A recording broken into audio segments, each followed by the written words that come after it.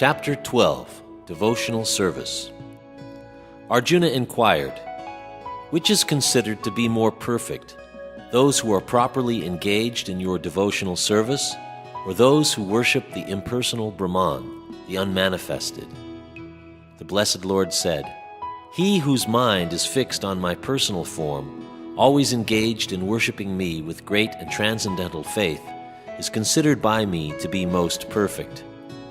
But those who fully worship the unmanifested, that which lies beyond the perception of the senses, the all-pervading, inconceivable, fixed and immovable, the impersonal conception of the absolute truth, by controlling the various senses and being equally disposed to everyone, such persons, engaged in the welfare of all, at last achieve me. For those whose minds are attached to the unmanifested impersonal feature of the Supreme, advancement is very troublesome. To make progress in that discipline is always difficult for those who are embodied.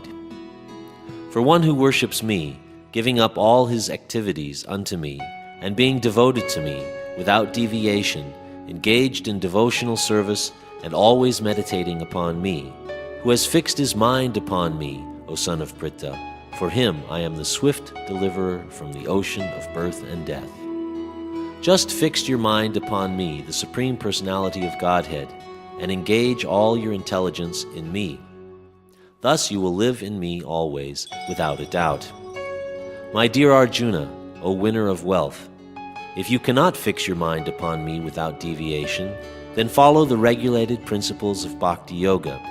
In this way you will develop a desire to attain to me.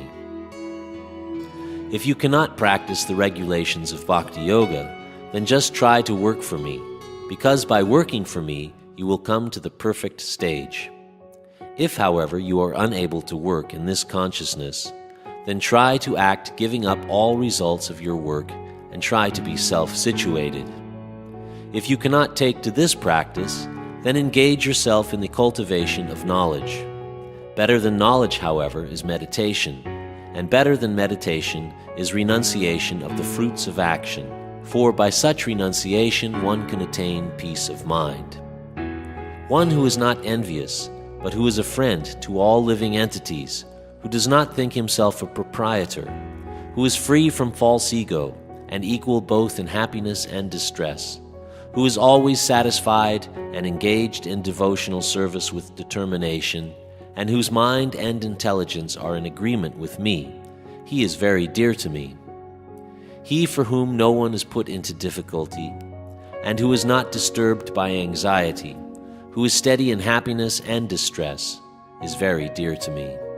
A devotee who is not dependent on the ordinary course of activities, who is pure, expert, without cares, free from all pains, and who does not strive for some result, is very dear to me.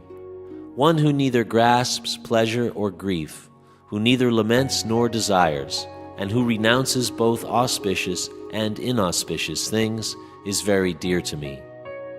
One who is equal to friends and enemies, who is equiposed in honor and dishonor, heat and cold, happiness and distress, fame and infamy, who is always free from contamination, always silent and satisfied with anything, who doesn't care for any residence, who is fixed in knowledge and engaged in devotional service, is very dear to me. He who follows this imperishable path of devotional service, and who completely engages himself with faith, making me the supreme goal, is very, very dear to me.